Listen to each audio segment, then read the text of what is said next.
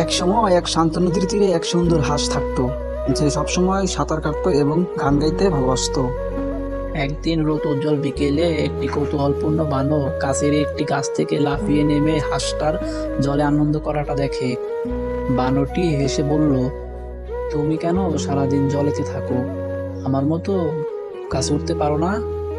হাঁসটি মৃদু সুরে উত্তর দেয়, আমি জলে রানীর মতো সাঁতার কাটি। তুমি যেমন গাছে রাজত্ব করো, আমি তেমন নদীতে রাজত্ব করি। বানরটি বলল, দেখি কে বেশি মজা করতে পারে, তুমি জলে নাকি আমি গাছে। তারা একসাথে খেলা শুরু করে। বানরটি এ গাছে থেকে ও গাছে দুলছে, আর হাঁসটি নদীতে ডুব দিয়ে নাচতেছে। কিছুক্ষণ পর ক্লান্ত হয়ে তারা হেসে উঠলো আর বুঝতে পারলো প্রত্যেকে তার নিজ নিজ জায়গায় সেরা।